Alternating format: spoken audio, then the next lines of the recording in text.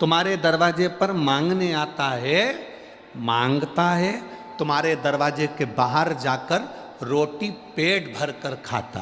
बोलो खाता है कि नहीं खाता?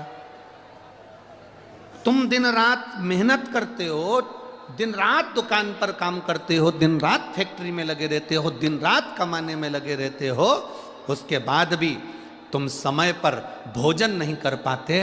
पर भिखारी भीख मांगने के बाद भी समय पर भोजन कर लेता है, पर अच्छा सेठ भी समय पर भोजन नहीं कर पाता है।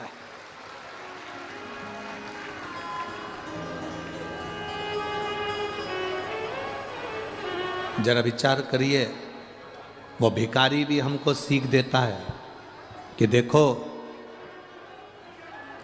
मेरी जिंदगी में कितना दुख है, मेरी जिंदगी में कितना गम है, मेरी जिंदगी में कितनी तकलीफ है, उसके बाद भी मैं भरपेट भोजन कर रहा हूं। व्यक्ति कमाने में इतना लगा रहता है कि भोजन को त्याग देता है तो शुगर की बीमारी हो जाती। शुगर की बीमारी कभी किसी डॉक्टर से पूछना कि शुगर की बीमारी होती क्यों है? केवल भूखे रहने से, समय पर भोजन ना करने से आपकी शुगर ऊंची नीची होती रहती है। कभी डॉक्टर से पूछना बीपी की बीमारी क्यों होती है? समय पर ना खाना, ना जागना, ना सोना।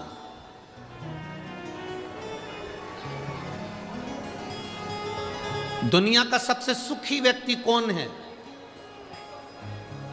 दुनिया का सबसे बड़ा करोड़पति कौन है? दुनिया का सबसे बड़ा सेठ कौन है? जिसके सोने वाले कमरे में, जिसके शयन कक्ष में, जिसके कमरे के अंदर, जिसके पलंग के पास में कोई दवाई या गोली नहीं है, वो दुनिया का सबसे बड़ा सेठ है।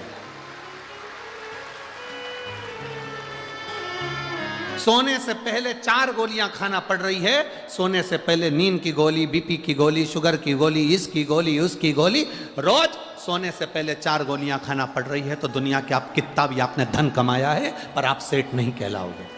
आप सेठ नहीं कहला सकते, क्योंकि प्रथम सुख निरोगी काया, द्वितीय सुख घर में माया। दुनिया का सबसे बड़ा सेठ वो है, आपके पलंग के पास कोई दवाई नहीं, कोई गोली नहीं, सवेरे उठते हो आराम से, सोते भी आराम से हो, बस बिना गोली के भी आराम से मोबाइल बंद करा, सोए और नींद आ गई, समझ लेना कि दुनिया के सबसे बड़े सेठ तुम हो।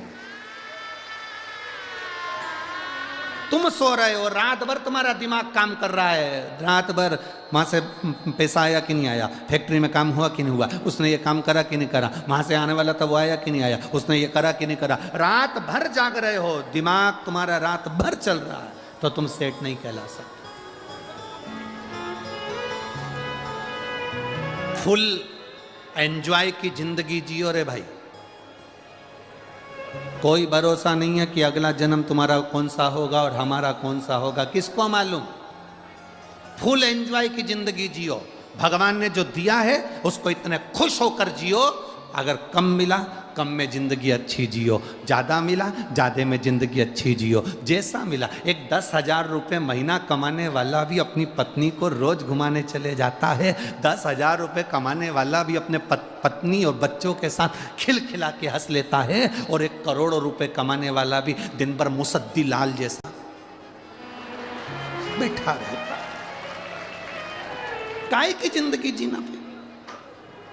फुल एंजॉय की जिंदगी जी। जो परमात्मा ने दिया कम नहीं दिया, जैसा दिया बहुत अच्छा दिया। घर में ऐसे रहो कि जैसे शंकर पार्वती रहते थे। शिव जी के परिवार में किसी देवता का परिवार निकाल कर बताओ, 33 कोटि देवी देवताओं के परिवार में बता दो कि पूरा परिवार किसी के साथ में हो। भगवान विष्णु और लक्ष्मी जी साथ में मिलेंगे, परंतु उनके बच्चे साथ में नहीं मिलेंगे। ब्रह्मा ब्रह्माणी साथ में मिलेंगे, पर उनके बच्चे साथ में नहीं मिलेंगे। इंद्र इंद्राणी मिलेंगे, पर उनके बच्चे साथ में नहीं मिलेंगे। आप किसी 33 कोटि देवी देवताओं की लिस्ट निकाल कर देख लो, किसी के देवताओं के बच्चे उनके साथ में नहीं है। केवल एक देवाधिदेव महादेव हैं, जिनके बच्चे गणेश, कार्तिकेय, अशोक सुंदरी, जया, विषहरा, शामली बारी, दौतली देव, शंकर भगवान का पूरा खानदान उनके साथ में है। क्योंकि शिव प्रेरणा देते हैं कि अपने परिवार के साथ फुल एंजॉय की जिंदगी जियो, भले कैलाश पर्वत पर रहो, चाहे कहीं पर भी रहो।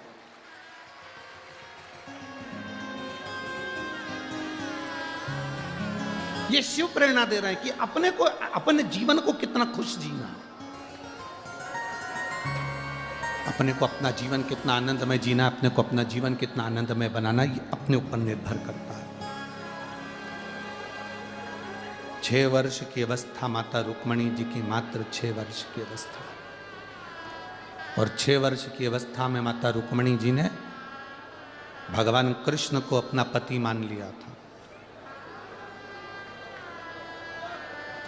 आप इस कथा के पंडाल में बैठती हो और हम बोलते हैं बोल बम का नारा है और बाबा एक सहारा है। बाबा एक सहारा का मतलब ये है कि आप भोलेनाथ जी को अपना पिता मान लो, भोलेनाथ जी को अपना इष्ट मान लो, भोलेनाथ जी को अपना सखा मान लो, भगवान शंकर को अपना इष्ट, अपना सखा, अपना पिता, अपना बाबुल, अपना बाबा मानकर हम अपने दिल की बात भोलेनाथ जी से कर सकें। उसका मतलब ये है।